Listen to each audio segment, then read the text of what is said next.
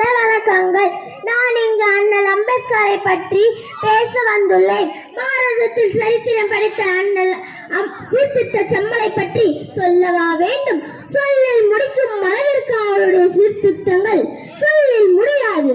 அவருடைய சீர்திருத்தங்களில் இருந்த போதிலும் காலத்தின் கட்டாயம் என்னை சொல்கிறது. தெரிந்ததை சொல்லித்தான் பார்ப்போம் என்று நினைக்கிறேன். குல்லா வைத்துக்கொள், குறையில்லை.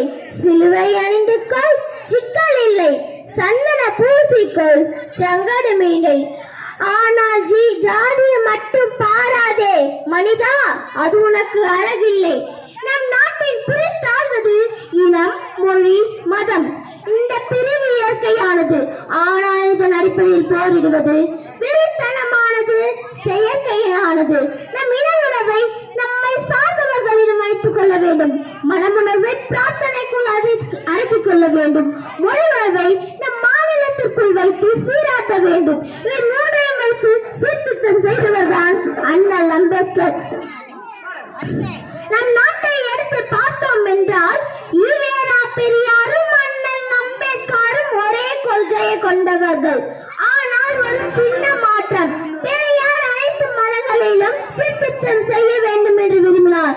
ஆனால் அம்பேத்கர் தன்னுடைய மதமான இந்து மதத்தில் மட்டுமே சீர்திருத்தம் செய்ய வேண்டும் என்று விரும்பினார். அண்ணல் அம்பேத்கர் கற்ற உயர்கல்வி அவரை நம் நாட்டின் சீர்திருத்த செம்மலாக்கியது. சாதிய வழிக்கு நேரான வழி கலப்பு திருமணமே ஆகும். ரத்த கலப்பினால் சுற்று உணர்வு என்று மாறி நட்பு உணர்வு கிடைக்கிறது. நட்பு என்னும் சகோதர உணர்வு கிடைக்காவிட்டால் நம் நாட்டில் வேற்றுமை உணர்வு நிலைத்து நிற்கும். கலப்பு திருமணமே ஜாதியை ஒழிக்கும். சாதி ஒரு சமூக ஏற்பாடு.